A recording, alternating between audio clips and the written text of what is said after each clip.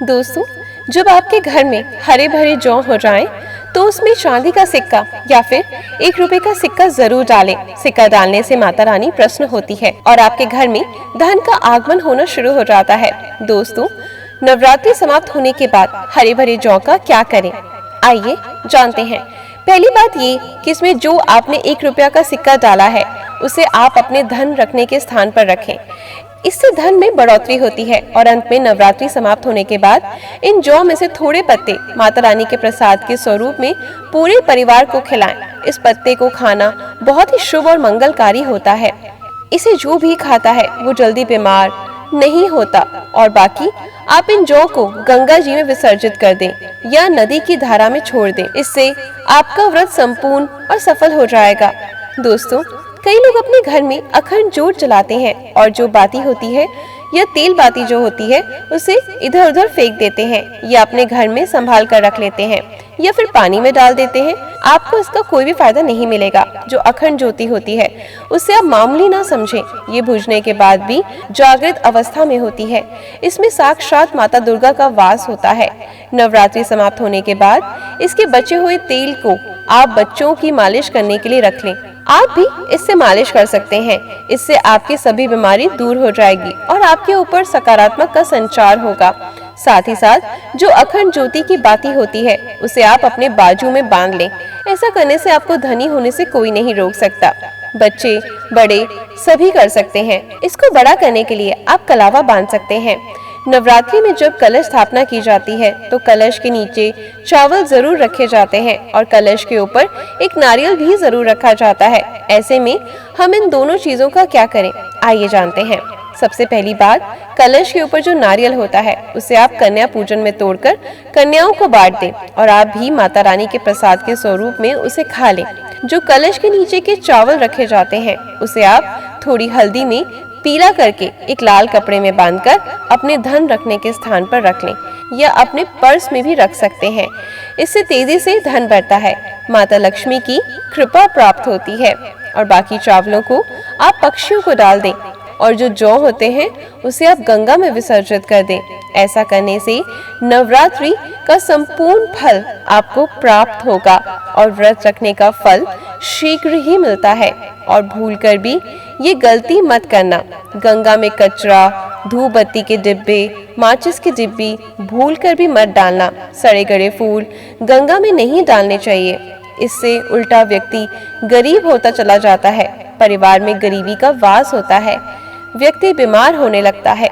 गंगा मैया क्रोधित हो जाती हैं और फिर आपको श्राप देती है।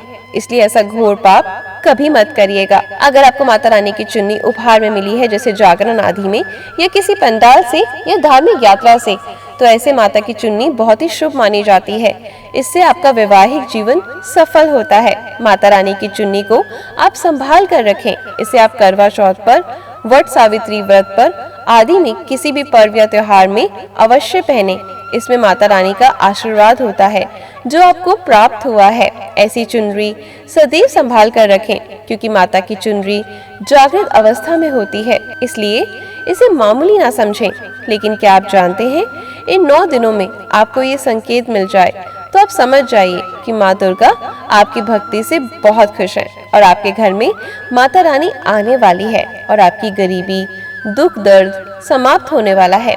जल्दी ही आपके जीवन में अच्छा समय आने वाला है। इन संकेतों का मिलना अत्यंत ही शुभ माना जाता है, इसलिए आप इन संकेतों को नजरअंदाज ना करें। यदि आपकी नींद नवरात्रों के दौरान सुबह 4 बजे के आसपास खुलती है तो इससे बड़ा शुभ संकेत हो ही नहीं सकता। ये समय ब्रह्म मुहूर्त कहलाता है। इस समय देवी शक्ति अपने सच्चे भक्तों को जगाती है। इस समय उठना मतलब माता की कृपा प्राप्त करने के बराबर माना जाता है। ये संकेत बताते हैं कि माता की सच्ची भक्ति का प्रभाव आपके ऊपर हो चुका है और माता रानी आपको जल्दी ही कोई खुशखबरी देने वाली है। माँ आपकी सच्ची भक्ति से बहुत खुश है। दोस्तों, नंबर 3, यदि नवरात्रि में आपका मन प्रसन्न होने लगे, पूजा पाठ में आपका मन लगने लगे, पूजा के समय आपका मन शांत होना ये सब दर्शाता है कि आपको बहुत जल्दी माँ की कृपा प्राप्त होने वाली है। माता रानी आपकी भक्ति से बहुत खुश हैं। ऐसे व्यक्ति को समझ जाना चाहिए कि उसके जीवन में अब सब कुछ अच्छा होगा। समय बदलने वाला है। नंबर 4, नवरात्रों के दौरान अगर माँ के गले से फूल गिर जाए तथा जौ के हरे भरे पत्ते अगर बिना हवा के हिल जाएं, तो इसे अति उत्तम माना जाता है। ये संकेत बताता है कि माता रानी का आगमन आपके घर में अस्थायी रूप से हो चुका है। आपको माता लक्ष्मी की कृपा प्राप्त होने वाली है। ये संकेत कुछ खास लोगों को ही दिखाई देते हैं। माना जाता है पूजा करते समय अगर धुआं अधिक बढ़ जाए तो इससे ये पता चलता है कि आपके घर से गरीबी हमेशा हमेशा के लिए जाने वाली है। नंबर 5, द्वार पर गाय का आना। यदि आपके द्वार पर गाय आती है तो गाय के माथे पर कुमकुम लगाना ना भूलें। गाय को रोटी जरूर खिलाएं। इससे दुर्गा माँ अत्यंत प्रसन्न होती हैं। आपकी झोली खुशियों से भर देंगी।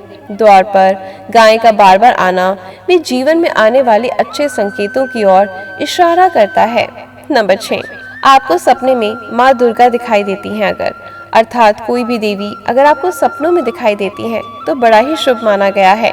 नवरात्रों के पावन अवसर पर माता के दर्शन किसी खास भक्त को ही होते हैं।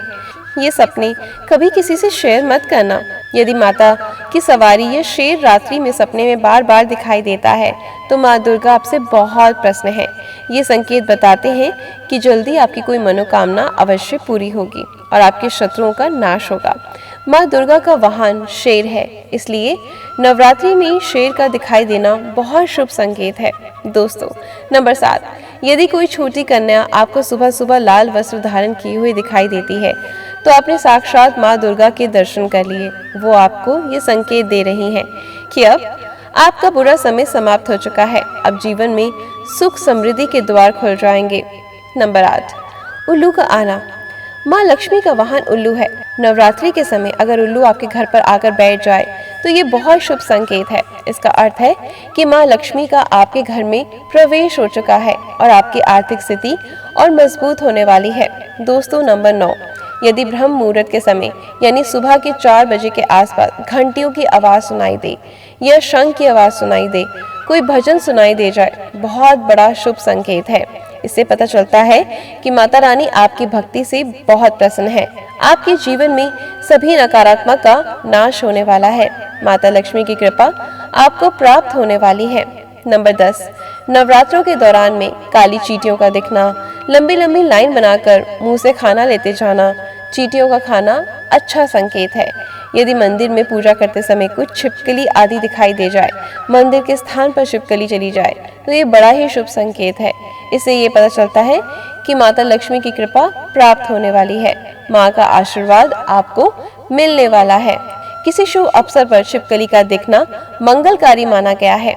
दोस्तों, अगर वाकई में माँ वैष्णो की कृपा पाना चाहते हैं तो कमेंट बॉक्स में जय माता दी जरूर लिखें। माता रानी आपकी झोली खुशियों से भर दे।